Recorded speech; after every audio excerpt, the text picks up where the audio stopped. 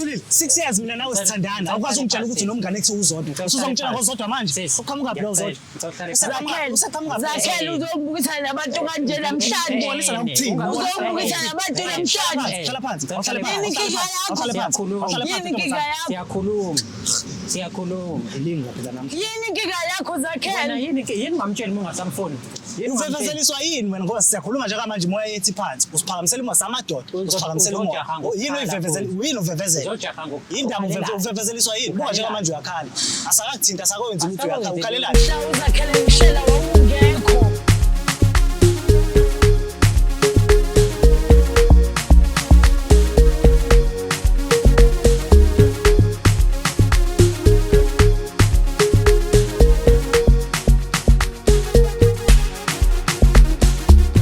Ladies and gentlemen, manini namanenekazi endaweni zonke lapho nisukele khona siyambingelela siphinde sinamukele igama lami ngingudlala Matifana also known as the next biggest thing in South Africa. So yazi ke manje uthi mongibona escreenini sakho sokhuluma indaba eziningi ezithinta wena noma umuntu osondelene naye. Nawe mhlawumbe uneyinkinga ezithinta umjolo kulula kakhulu ongakwenza uyasimela athi umjolo@gmail.com. This is umjolo@gmail.com.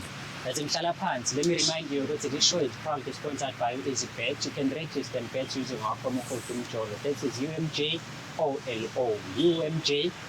UMJOLO. Yona promo code oyisebenzisayo. Ungakhohlwa ukushare, ulike, uphinde futhi ke wazise nabanye abantu nje abangakwazi ngomjolo show. Inkundleni zokuxhumana landela Facebook page with 1 million followers UMJOLO.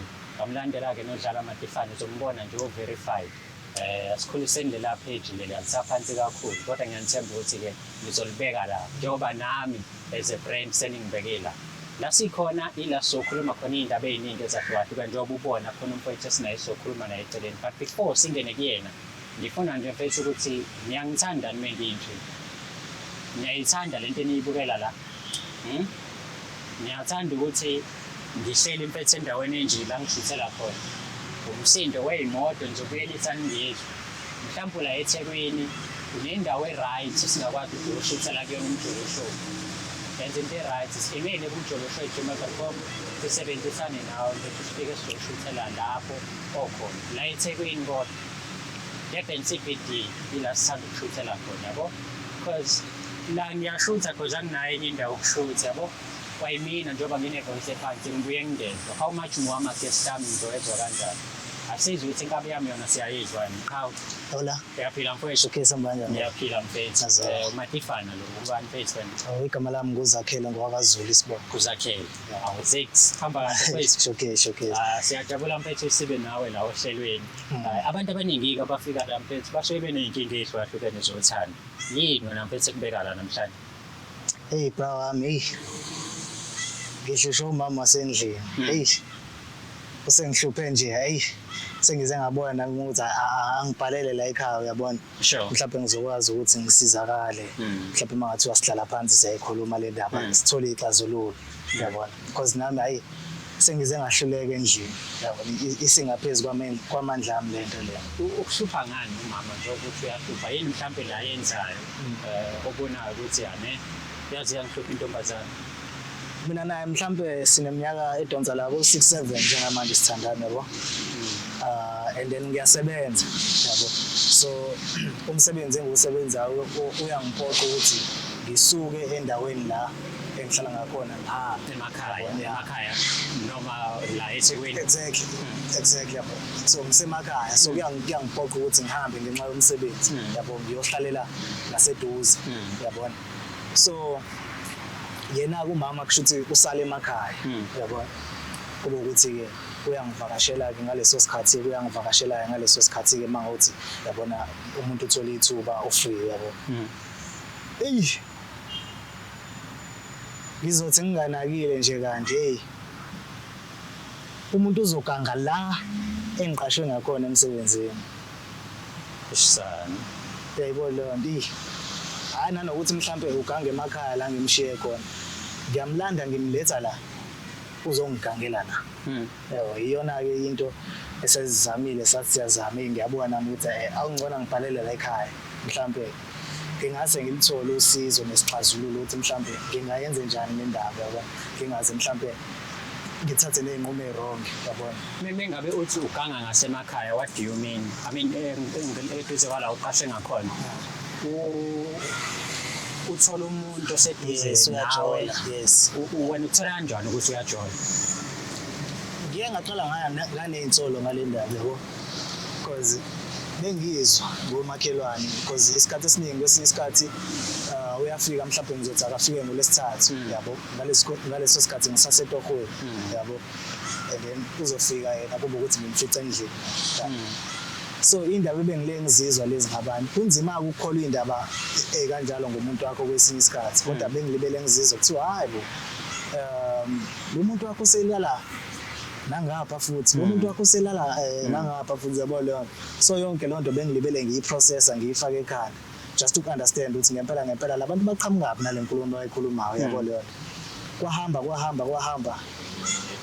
kushuthi ngenza sengazi ukuthi because bengisifuna isiqiniseko nami sokuthi yabona ngilithola iqiniso ngale ndaba yabo. Ngenza sengazi ukuthi hayi ngiyasebenza ngalolo langa ngimbizi yabona ukuthi hayi ngicela ukuthi afike azongivakashela as usual nami ngikhombisa insolo futhi yabo. Hayi nangempela enze kanjalo wazi ukuthi phela yena uzofika ngalesikhathi ngingekho mina vele yabo. Aqale eshendeni lakhe angaqali kanti ngikhona hayi ukuthi ngihambile ngiyibuka yonke nje le nto yabona. Yilapho ke ngathola khona ubufakazi ngempela lento ebikhulunywa abantu liqiniso. So ukuthi aqale eshendeni lakhe kushuthi umfakela wena imali ukuthi yes phela mina ngisuke ngifakela umuntu wami yabona imali ukuthi hayi oza mama yabona because njengoba esemakhaya ngiyazi ukuthi akasebenzi yabo ubheke nje izinto zasemakhaya yabo. So kumina ukuthi mangifuna ukutheze la emadolobheni kufanele ukuthi ngimfakele imali ze azakwazi ukuthi naye agibele azongibona. So ngimfakela imali kanti hayi yena uyoqala endaweni zakhe useyofika nje kumina. So for instance kushuthi mekuthi uthe wena umfakela imali wathi afike ngolesihlanu mhlambe ngolesibili uzoqala eshendeni mase seza kuwena exactly mina uzofika nje ngolesihlanu as umuntu ophuma emakhaya yabo. Kanti hayi ibastard kade qale ephithiza la. Uma ukhuluma naye ngale ndaba uthini mekuthi mhlambe ukukhombisa ukuthi usuyazi ngayo? No angizange ngize ngithi mangiyikhuluma kuyena yabona ngimkhombisa ukuthi uyajola wena yabona. Bengibe indlela engayikhuluma nami ukutesta nje ukuthembeka kwakhe yabo umuntu wesifazane ukutesta nje ukumfunda ukuthi because sengiyalazi iqiniso ngase ngimfunda nje ukuthi mawukuthi ngiyamsikaza ngendaba ekanje reacta kanjani kuyona yabo leyo yiphi indlela yabona ayithatha ngayo ubuso bakhe bukanjani zonke lezo zinto ngangixosha lawo ma pieces and wayiwona yacacisa ukuthi yani kuyabhetha. Eish mekuwukuthi-ke mfethu omunye umuntu mhlawumbe uzoyibuza ukuthi ngoba unesiqiniseko sokuthi lo muntu uyachitha yini ekwenza uqhubeke uhlale naye? Uthando yo yabona mfethu kunzima ukuvele nje ulahle iminyaka eyisikhombisa iminyaka eyisithupha nje kanjalo nje yabona. And siningi isikhathi sami esengisi-investile kulo muntu siningi akusona even ngisho isikhathi sodwa nje impilo yami yonke bese ngiyinikele ekutheni nangu umuntu ekuyena yena engifuna ukuthi ngiqhube impilo naye yabo. So ngase ukuthola lento kungiphule kakhulu umoya nenhliziyo yabo. Angikho nje esimene kungakho ngithathe nesinqumo sokuthi kwangcono ngibhalele i-shorts zeni yabo ze ngizokwazi ukuthi mhlawumbe ngithole isixazululo khona ngoba mawukuthi ngizoleke ngiyiprocessa lento ekhanda la ngaze ngithathe inqumo. Yini le kubambe kangaka mfethu kulo muntu ipersonality yakho umuntu wesifazane onje? Uyabona ngikutshele bafu nami njengoba ngikutshela lento idinga ukuthi ngize ngiyimbe yabo because umbuka la ngaphandle wow unothando uyanginakekela yabona ayikho into ebengiye ngikhale ngayo yabo. Yize singahlali endlini eyodwa nsuku zonke kodwa ayikho into ebengiye ngikhale ngayo ukuthi hayi mhlawumbe because even ngishefikile ngiyanele konke nje uright yabo leyo nto benganelisekile ngentombi yami nganelisekile yabo leyo ingakho nami kunzima kangaka mina ukuthi ngivele ngimiyeke nje kanjalo. Ngokuzala yini mfethu othemba ukuthi yenzeke ukulungisa noma ukumthola ukuthi lento uyenza ngempela uyenzelani then uthola i-closure. Yes, ukuthola nje izathu mhlawumbe because ngokwazi kwami mina ngimphethe kahle yabo mhlawumbe ukuthola izathu ukuthi mhlawumbe kungani esengenza kanje yabo mhlawumbe ke at least mhlawumbe ngi-understand leyo nto kanje ngithole ne-closure njengobusha ukuthi ngithole i-closure ngaphakathi emoyeni wami ukuthi kungani ngempela enza lento. Yani, we're looking forward to ukuthi mangabe sefika usisi la uzofika athini nanokuthi ubafu uzozithola zonke iy'mpendulo zemibuzo anayo. Ungayindawo-ke hlala la ukhona ngoba siyomlanda manje udadewethu simbeke la mase sikhuluma naye sizwe ukuthi yini ngempela emfebisayo nendoda emnakekelayo emkhathalelayo esiyimbekezelele yaba nayo iminyaka ewu-6 if not 7 but yena still usakwazi ukuthi aqome omunye umuntu nakhona hayi umuntu nje kodwa aqome eduze kwala uGayi ahlala khona. Ungayindawo-ke siyolanda usisi simbeke la.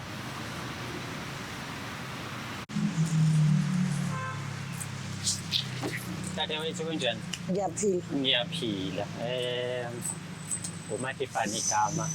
Umfowethu ngiyazi uyamazi niyathandana. Okuyena imbangela yokuthi ube la namhlanje. Yebo. Uthi ufuna nibonisane because njengamanje i-relationship yena ayihambi kahle but sizongena lapho. Ngifuna nje ukuzwa wena mhlawumbe ngendlela ongayichaza ngayo ukuthi ngendlela oyibuka ngayo ihamba kanjani. Uma ungangichazela kumfowethu umuntu onjani mhlawumbe kuwena i-relationship yenu uyibona ihamba kanjani? Umuntu onothando, umuntu onesineke, onakekelayo, uyalalela. Nje all in all usekhulile ngokomqondo. Usekhulile ngokomqondo. Yes. Okay. Eze umuntu osekhulile ngokomqondo mhlawumbe mengabe niba ney'nkinga nina nobabili nenze njani as abantu abathandanayo? Niyahlala phansi nikhuluma leyo nkinga noma nibiza omunye umuntu la kwenzekile namhlanje? Sihlala phansi njengabantu abathandanayo. Silungise inkinga esuke ikhona. Yes. Okay. Namhlanje ukubizele la because ubone ngathi ukuthi khona la ngingahambi khona kahle. Mhlawumbe wena ngendlela nje obuka ngayo kuhamba kanjani phakathi kwenu nobabili? Ngokubona kwelami side bengakayiboni ihibe othandweni. Yes, othandweni lethu. Namanje ngisayibuza ukuthi why ngize la. Yes. Okay. Mntaka baba Xhosa nangu mama uthi yena ngokwakho ubona yonke into ihamba kahle akayiboni ihibe yonke into iqondile. Bathi-ke ngoba usenikhona la awukhulume naye mfethu umtshele ukuthi yini indaba umbizelela namhlanje. Sithanda sami. Yebo baba. Isizathu esenze ukuthi ngikubize la ingoba angineme kahle emoyeni. Yini onganeme ngayo? Izinto nje ozenzayo. Ziphi izinto izinto zakho zempilo. Iziphi izinto engizenzayo? Angijabulile nje neze. Mina nawe simningi kakhulu iminyaka sithandana. Yes, over 5 years now. Over 5 years now. Yes. Yeah. Ufike kanjani esinqumweni sokuthi uzuqala ungijolele because uyangijolela njengamanje. Ungaphenduli nje. Uyangijolela njengamanje yabona and iziphi izinto osuyibonile ukuthi ngiyakujolela njengoba ngikutshela nje ukuthi sesisithi isikhathi. Iliphi iphutha lodwa njengamanje ukuthi uphakamisa umoya okhombisa kwanza usecaleni. Zex iliphi iphutha lodwa engisengalenza ngihlalisa phansi njengoba uzofaka lo cheese boy lo omfakile manje. Awu. Sengena phike mina ngizithule. Sorry bhuti thula vela awungeni ndawo. Lalela Thulo.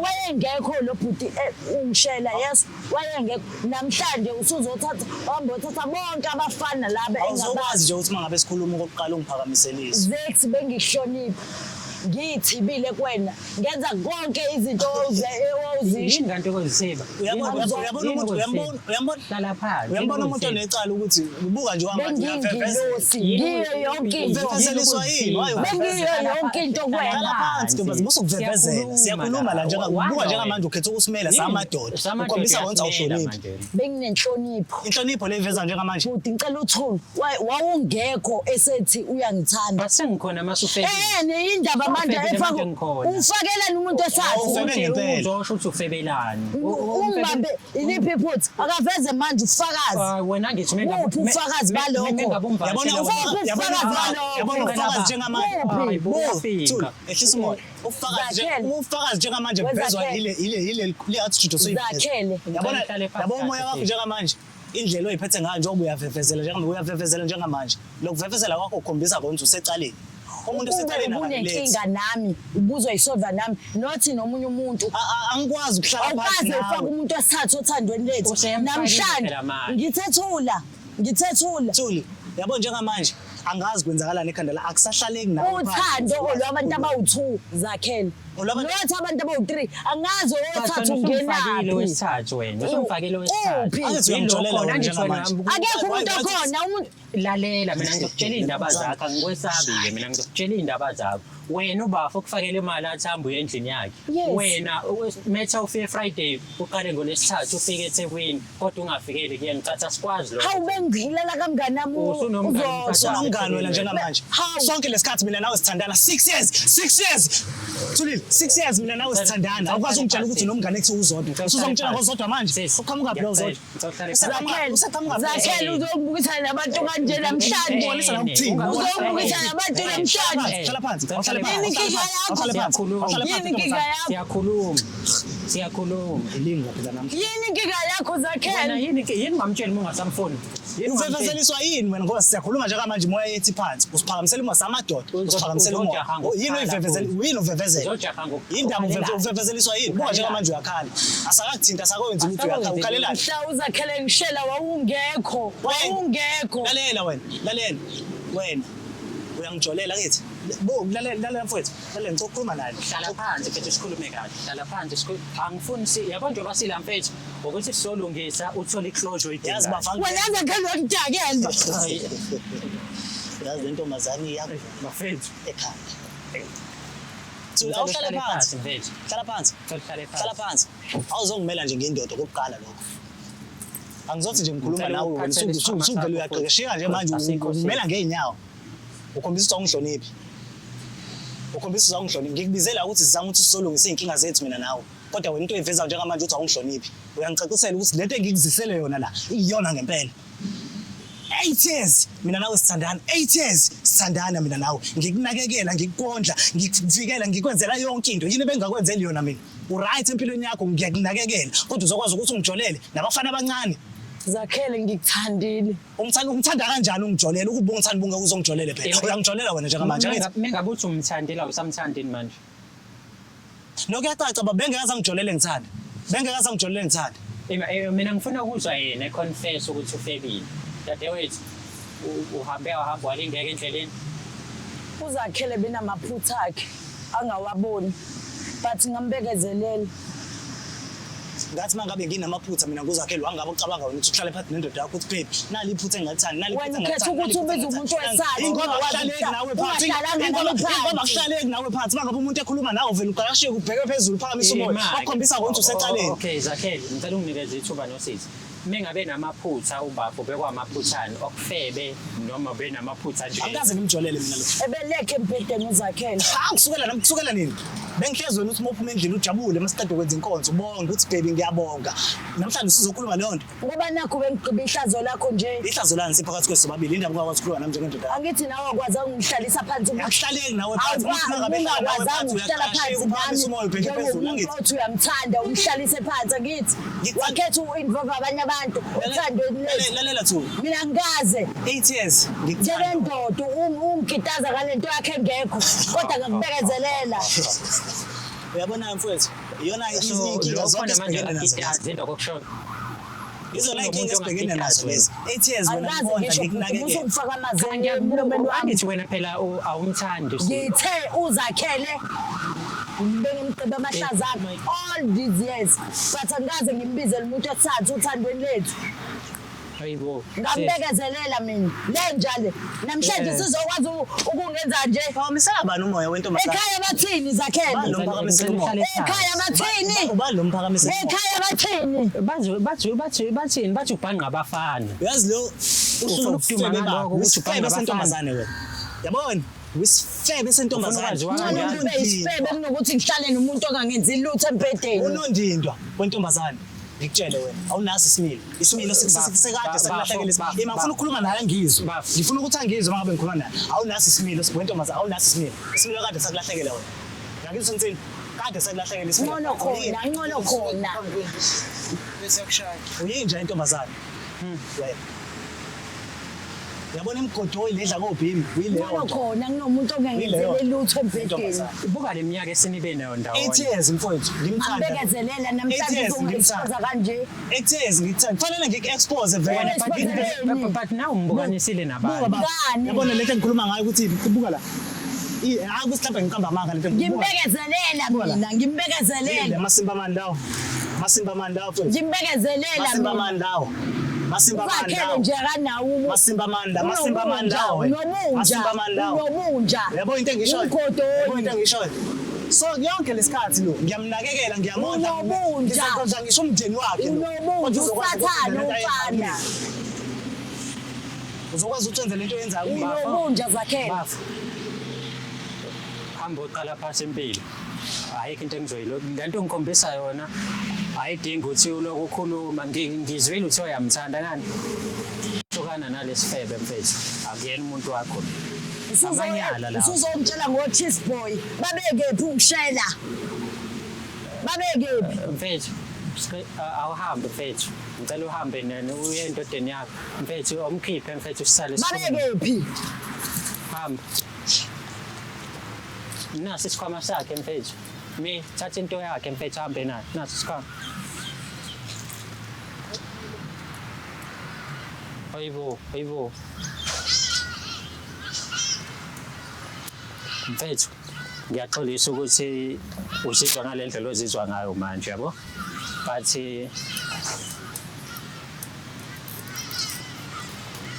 ayikho into yade engayilungisa la ngicathi nawe uyabona mfethu. Masimba intombazane. Ayikho mfethu. Yazi ngiyayisola ngo-8 years wami. 8 years esengumushini ngale ntombazane ngiyayisola.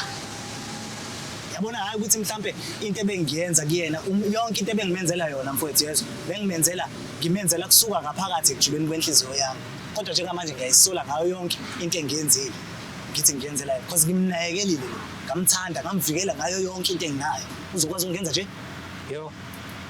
Fana ukuthi phela ungibukanisa nezwe lonke yena ungibukanisa nezwe lonke mina kuyothi wani manje ngiyinhlekisa mina manje ngiyinhlekisa mina ngidlala unondindwa Yo, hayi, valani bafethu. Ngibona kwi-episode elandelayo.